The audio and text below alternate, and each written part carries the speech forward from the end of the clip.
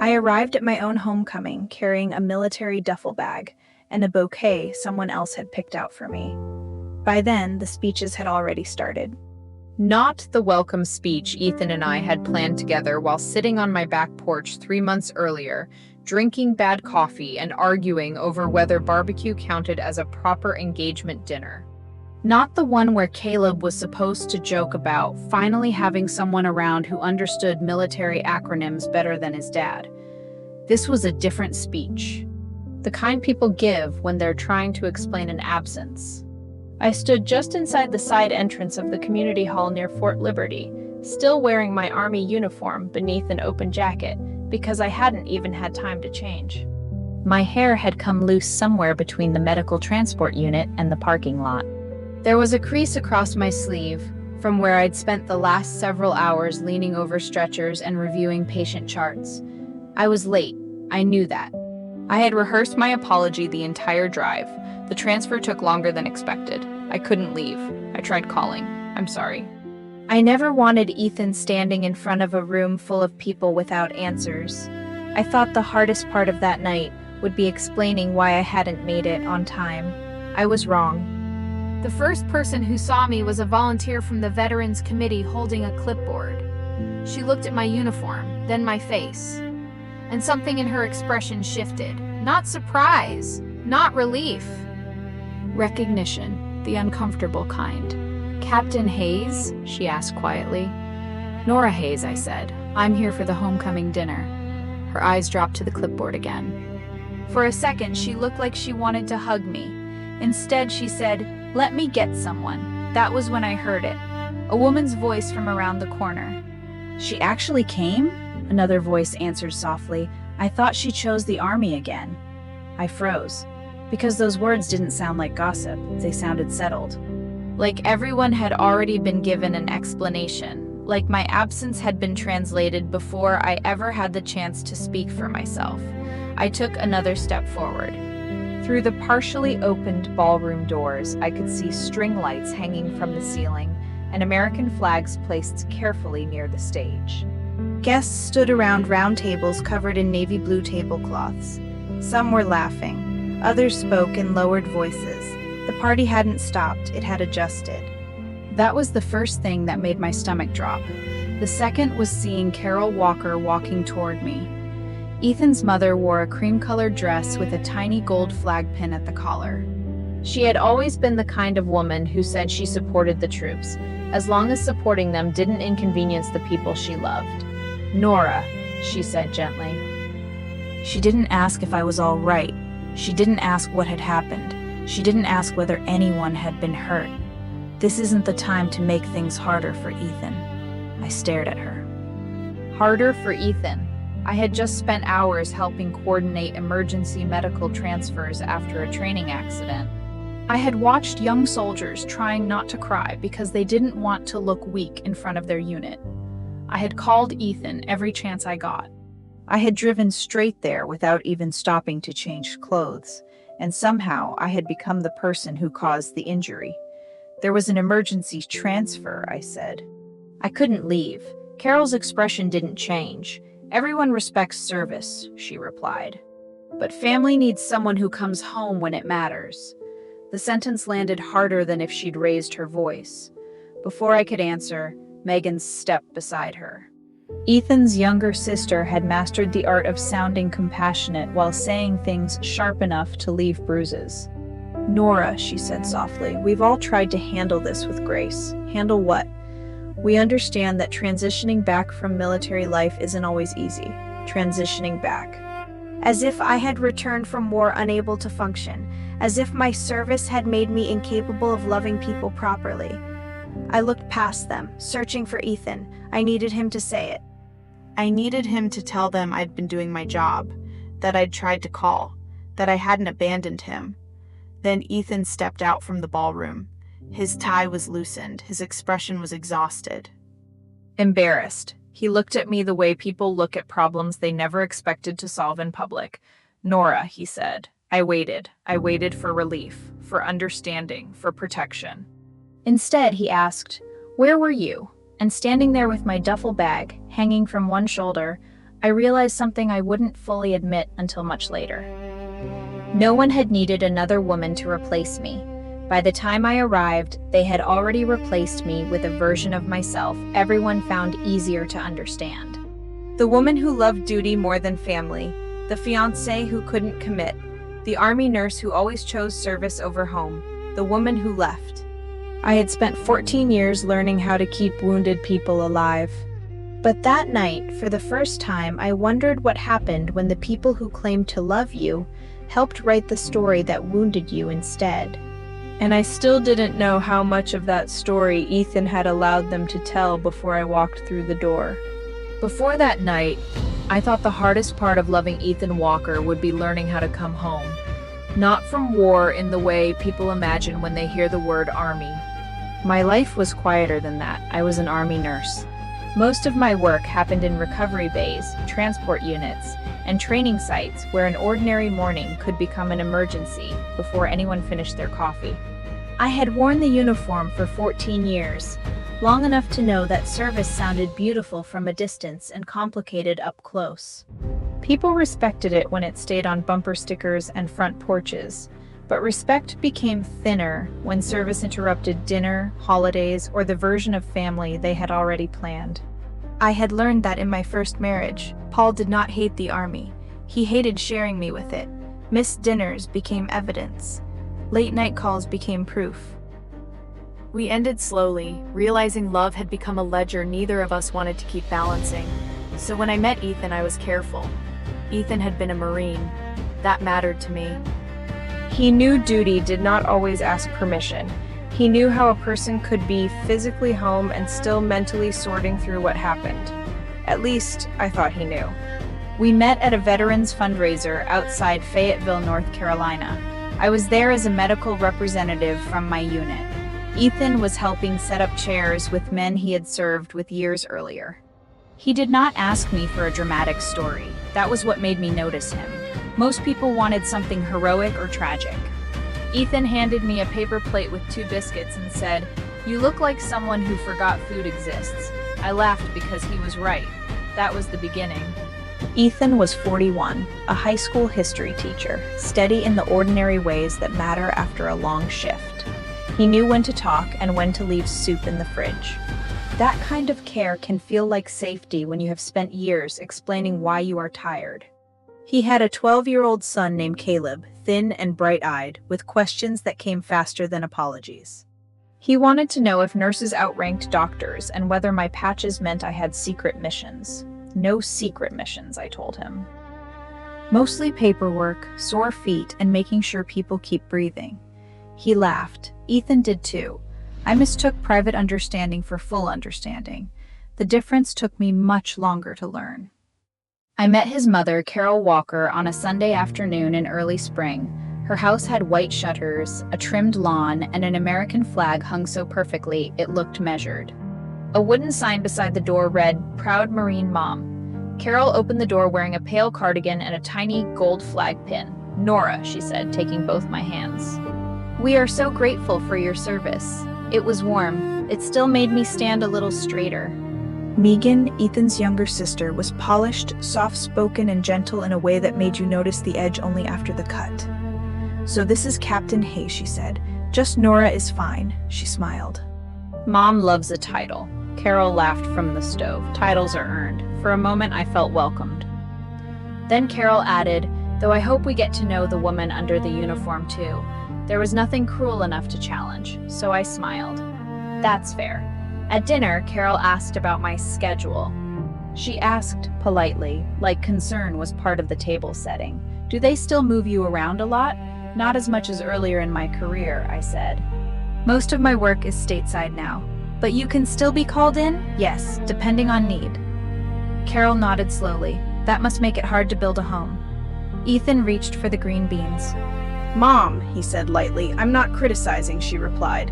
"I admire service. I just know what it cost this family." The room got quieter. Ethan's deployments had left Carol with a kind of fear she carried carefully. I understood that, so I softened my voice. "I know it can be hard on families." Megan tilted her head. "It takes a special kind of person to stay with someone who's always leaving." She said it gently. almost sadly. And because the sentence could be interpreted 5 different ways, I chose the kindest one. That became a habit with Ethan's family. On the drive home, I asked him, "Do they think I won't be present enough?" He kept his eyes on the road. "My mom worries about everything. That's not really an answer," he sighed. She went through a lot when I was deployed. Then my marriage fell apart. She connects things that don't need connecting. When people talked about Ethan's divorce, the tone was soft. Sad, understandable, nobody's fault. When they talked about mine, the tone changed.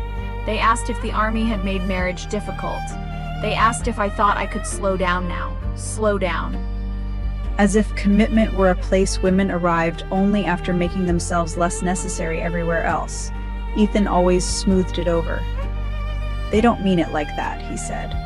Because he said it gently, I accepted it. When he proposed, it happened on my back porch after a thunderstorm. He said he wanted to build something that could survive hard things with me. I said yes before he finished breathing. Carol cried when we told her. She hugged Ethan first, then me. I prayed he would find someone strong, she said.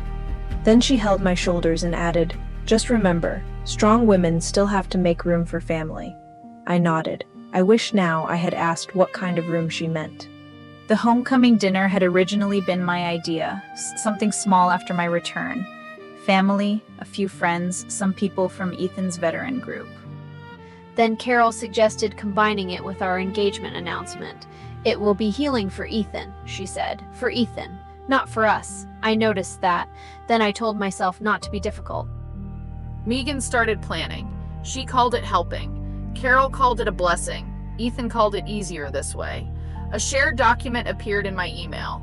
Homecoming and engagement flow. Carol would welcome everyone. Megan would give a toast.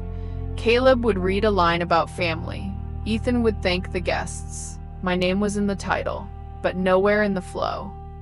When I pointed that out, Ethan looked confused. "Do you want to give a speech? That's not the point. What is the point?"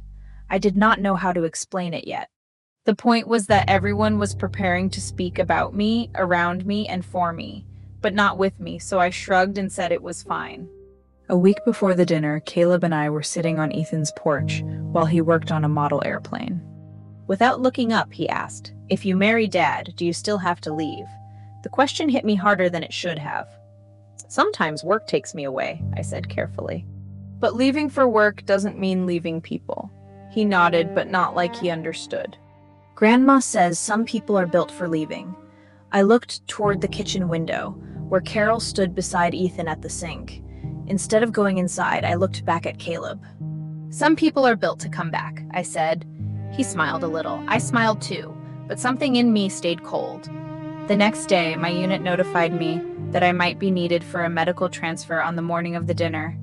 Not guaranteed, just possible. I told Ethan that night. He was sitting at my kitchen table, folding napkins Carol had insisted would look better tied with twine. "On the day of the dinner?" he asked. "Only if something happens." "But could they find someone else?" I stared at him. The first time Ethan asked whether the army could find someone else, I told myself he was tired. That was easier than admitting the question had sounded familiar. Not familiar because he had said it before. Familiar because men had been asked to see some version of it for years. Could someone else take the shift? Could someone else answer the call? Could someone else carry the part of your life that makes me feel less important? I was standing in my kitchen when he asked it. The homecoming dinner was 2 days away. Carol had already changed the seating chart twice. Megan had sent 3 versions of the event flow. Caleb had drawn a little sign that said, "Welcome home, Nora," with stars in the corners. My phone was on the counter between us. The message from my unit was simple. I might be needed for a medical transport the morning of the dinner. Not definitely. Not all day. Just available if the situation changed. I read it to Ethan because I did not want surprises between us. His face tightened before he could hide it. "On the day of the dinner? Only if they need me." He rubbed the back of his neck. "Can't they find someone else?" I looked at him for a second too long. He knew it immediately. "I didn't mean it like that," he said. I wanted to believe him, so I helped him. I know, I said. But a small part of me did not know. A small part of me remembered Carol at her dinner table, asking whether I would still volunteer for deployments after marriage. I remembered her saying a wife's duty was different. I remembered Megan smiling across the table and saying it took a special kind of person to stay with someone who was always leaving. At the time, each comment had seemed too small to hold up in the light. Together, they were starting to make a shape. The next evening, Carol hosted what she called a quiet family meal before the big night. That was how Carol described most things she controlled. Quiet, helpful, simple. Nothing about that dinner felt simple. Her house smelled like roast chicken and lemon furniture polish. A folded flag from Ethan's father's funeral sat in a shadow box near the hallway. Beside it were framed photos of Ethan in uniform, younger and thinner, his eyes harder than the man I knew. Carol loved those pictures. She loved the version of service that had already happened. Service with a frame around it. Service that could not interrupt dinner. We sat around her dining table while Caleb pushed peas around his plate, and Megan asked whether I was excited to finally transition back. Back from what? I asked. She laughed lightly. You know what I mean. Back into normal life. I smiled because I had learned that not smiling made people uncomfortable. I have a normal life. Of course, she said. I just mean family normal. Carol looked up from carving the chicken. That's all any of us want for Ethan, she said. A real home. Someone who stays. There was that word again. Stays, not loves. Not understands. Stays. Ethan reached for his glass of water and said nothing. That silence bothered me more than Carol's sentence. I glanced at him, waiting for the small correction. The gentle one. The easy one. Nora stays. Nora comes back. Nora is building a life with me. But Ethan only looked down at his plate as if the safest thing he could do was let the moment pass. After dinner, Caleb asked me to sit with him on the porch. He had a school project about military families, and he wanted to interview me. His questions were sweet at first. What did Army nurses carry in their bags? Did soldiers really eat those meals in brown packages? Was it scary when helicopters landed? I answered carefully, keeping the stories soft enough for a 12-year-old. Then he looked at his notebook and asked, "If you marry Dad, do you still have to leave?" The porch light buzzed above us. Inside, I could hear Carol and Megan loading dishes into the dishwasher. I kept my voice gentle. Sometimes work takes me away for a while. But leaving for work doesn't mean leaving people. Caleb nodded, but his pencil stopped moving. Grandma says some people are built for leaving. I felt the words settle in my chest. Not because Caleb meant to hurt me, because he did not. That was the cost of a sentence like that. It traveled through innocent mouths before the person it was aimed at ever heard it. I looked through the window. Carol was standing at the sink with Ethan beside her. He was drying a plate. His shoulders were slightly bent, the way they were when he was trying not to choose a side. I could have gone inside right then. I could have asked Carol why she was teaching a child to see my service as abandonment. Instead, I smiled at Caleb. Some people are built to come back, I said. He wrote that down. I wish the adults in the house had been listening. Later that night, Ethan drove me home. For the first 10 minutes, neither of us said anything.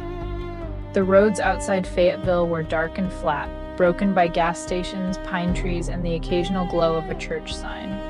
Finally, I said, "Your mother told Caleb some people are built for leaving." Ethan exhaled slowly. She shouldn't have said that. No, she shouldn't have. She worries about him. About Caleb? About all of us. His hands tightened on the steering wheel. When I was deployed, she spent years waiting for bad news. Then my marriage ended. She connects absence with loss. I understand fear, I said. I don't understand handing it to a child and calling it wisdom. He looked over at me, hurt flickering across his face. That's not fair. I almost apologized. That scared me.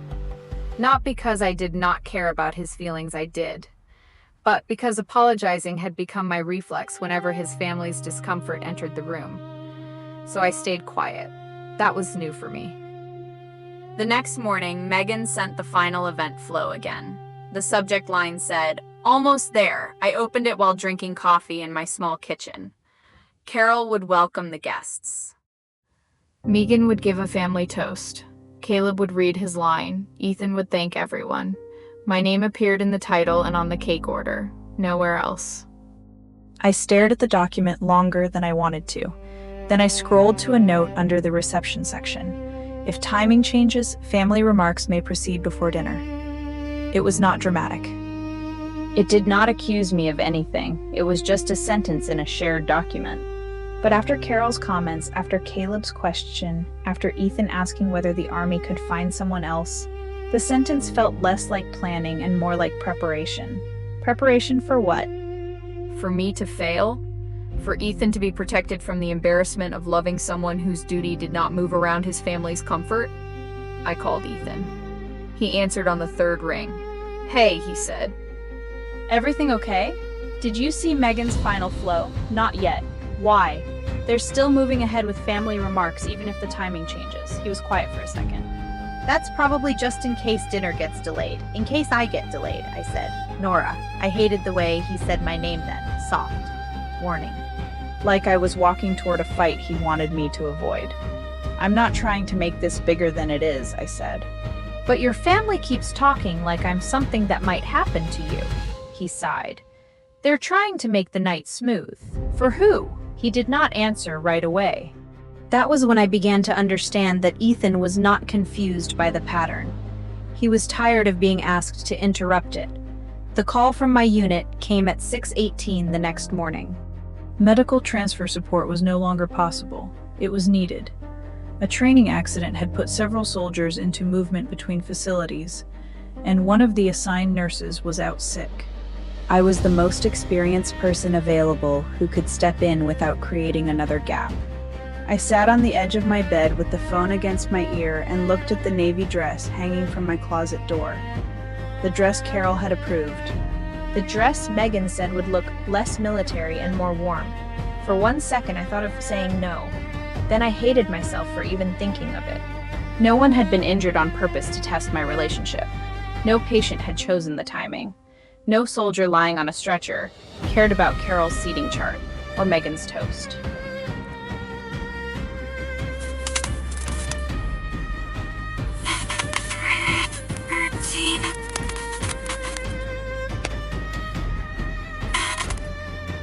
Just keep me updated. No, I understand. No, be safe. No, I'll tell them. Just keep me updated.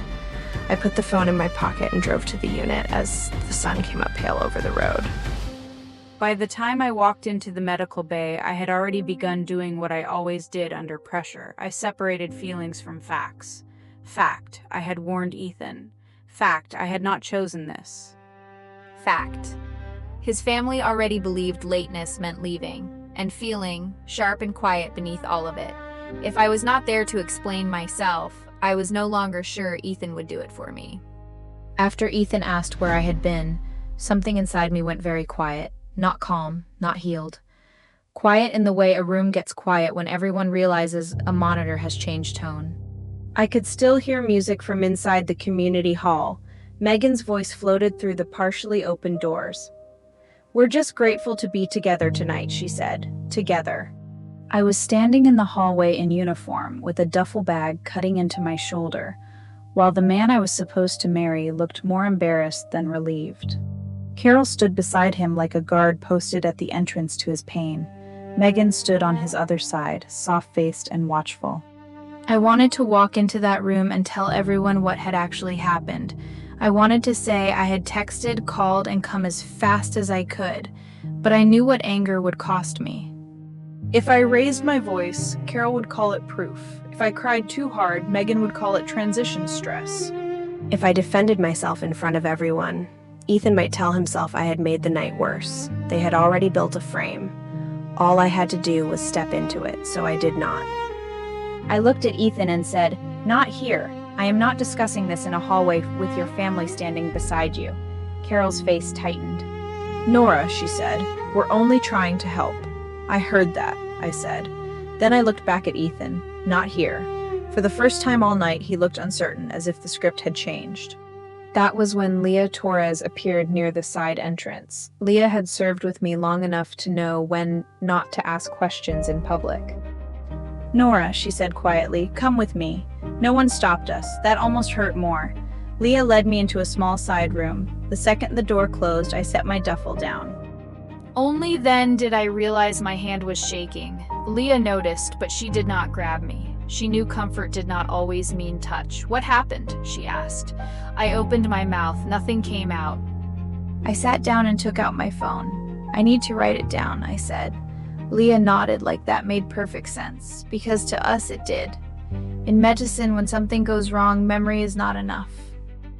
People panic, people fill gaps, so you document. You separate time from interpretation. I opened my notes app, 6:18 a.m. Call from unit, medical transfer required, 7:05 a.m.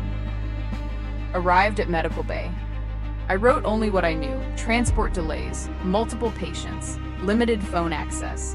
Arrived at community hall after speeches began. Then I opened my messages. Emergency medical transfer. I may be late. I'm coming. Please tell everyone. The timestamp was there. I took a screenshot. Leah leaned over my shoulder. He never answered that part. He said, "Okay, just keep me updated." That is not the same as telling everyone. "No," I said, "it isn't. I saved the call log too. Outgoing calls to Ethan." Missed calls from Ethan. 1 from Carol.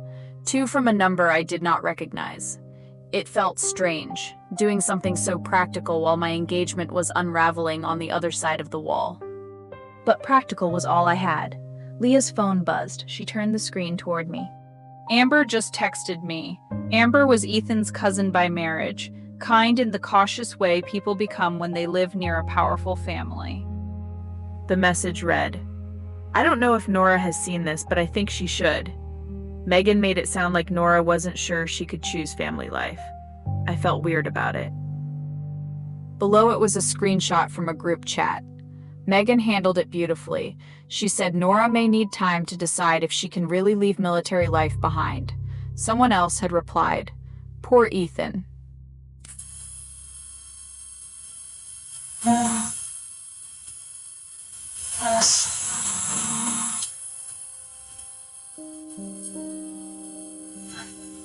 The center of the story had been chosen before I arrived.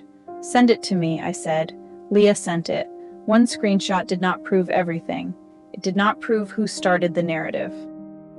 It did not prove Ethan intended to let them do it, but it proved my absence had been given a meaning, and that meaning was not medical duty.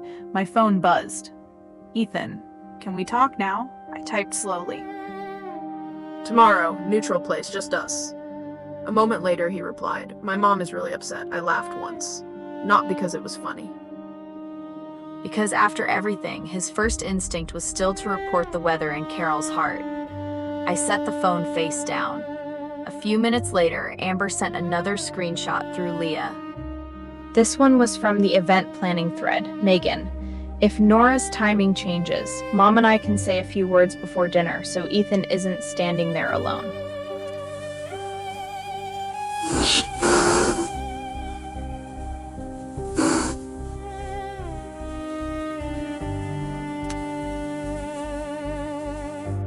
Not tell guests I was delayed by duty, not wait for more information, not protect both of us, protect him. The date on the screenshot was 2 days earlier. There it was, not a conspiracy. Something worse, in a way, preparation. They had made space for a version of me who failed, and when the emergency came, that space was ready. I added it to my notes, marking exactly where the screenshot came from. That mattered to me. I was not going to become them. I was not going to blur facts just because my feelings were justified. The door opened without a knock. Ethan stood there. Leah rose from her chair immediately, not aggressive, just present. "Can we please talk?" he asked. "Tomorrow," I said. His eyes dropped to my phone. "What are you doing?" Writing down what happened. His face tightened. "Are you building a case against me?" "No," I said. "I'm trying not to let anyone build one against me." That stopped him. He stepped inside. "Nora, people were confused." I was confused. I know. I didn't know what to tell them. "You knew I was on a medical transfer. I didn't know the details." "You didn't need details to say I hadn't abandoned you." He looked away. I asked, "Did you know Megan was going to speak if I didn't arrive on time?" He rubbed his forehead. "There was a plan in case things got awkward." "Awkward for who?" He did not answer. I waited. Finally, he said, "For me, it was not enough, but it was honest." I nodded once. "Did you know they were going to frame it as me struggling to choose family life?" "No." Not like that. Did you correct it when you heard it? His jaw tightened. I didn't hear all of it. Did you hear enough? He looked at me then and said nothing. That silence did more damage than a lie, he said. I froze. I believed him. That was the hard part. I believed he was overwhelmed. I believed he had not planned to hurt me. But harm did not always need a plan. Sometimes it only needed one person brave enough to speak and another person comfortable enough to stay quiet. I stood. "I am leaving." Panic crossed his face. "You can't just leave." "I can. Our engagement dinner is still happening." "No," I said, "it isn't." "Not for me." He flinched. I picked up my duffel bag. What am I supposed to tell everyone? He asked. The question was painfully honest. Not, how do I make this right? Not, are you okay? What am I supposed to tell everyone? The truth would be a start, I said. Leah opened the door. Carol stood near the end of the hall, exactly where I expected her to be. "Nora," Carol called gently. "Please don't do something emotional." I stopped. The old me would have explained. The old me would have tried to prove I was calm enough to deserve being heard. Instead, I said, "I am doing something careful." Then I walked past her. Outside, Leah took my keys without asking, and this time I let her. In the passenger seat, I emailed the event coordinator. "Hi, Denise. Please send me the final event flow, any revised versions from this week, and the timing notes for tonight when you have a chance. I am not asking you to take sides." I only need a record of what was scheduled and communicated. Thank you, Nora Hayes. No accusations, no drama, just a record. Then I texted my unit supervisor. I'm okay physically. For my own records, can you confirm approximately when I was released from medical transfer duty today? No patient details needed. The reply came 10 minutes later. You were released around 5:40. You looked exhausted. Hope everything is all right. Another fact. Another small piece of ground beneath my feet. Justice did not arrive that night. No one confessed in front of a crowd. No one apologized with tears. No one was exposed. I went home with a duffel bag, a phone full of screenshots, and a question I could no longer avoid. If Ethan loved me, why did I need evidence to make him tell the truth about me? He heard it before I answered. "I didn't mean it like that," he said quickly. I wanted to believe him, so I did. Because back then, I thought love meant giving people time to mean better than they sounded. I did not know yet that some families do not need a big lie to hurt you. Sometimes, all they need is a room full of small doubts, a man too tired to correct them, and one moment when you are not there to speak for yourself. The next morning, I woke up on Leah's couch with my boots lined up by the door. I did not remember why my body felt so heavy. Then I saw my duffel bag beside the coffee table, and everything came back. I had spent the night doing what I knew how to do when things went wrong. Save the screenshots.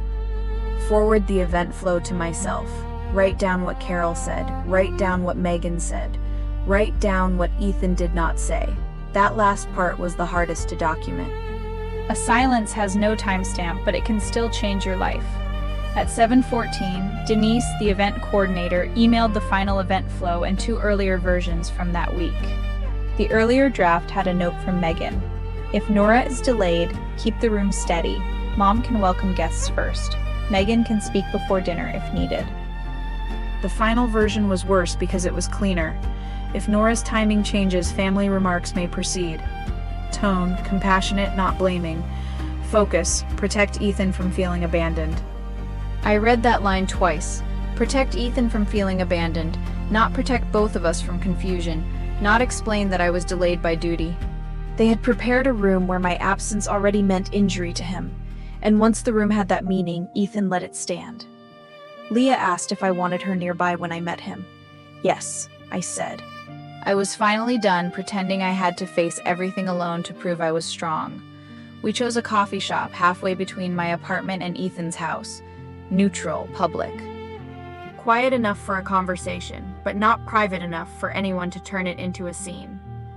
I arrived first and put a plain folder on the table. It did not look dramatic. But to me it felt like a boundary with corners. Ethan arrived at 9:06. He had not shaved. His eyes were red.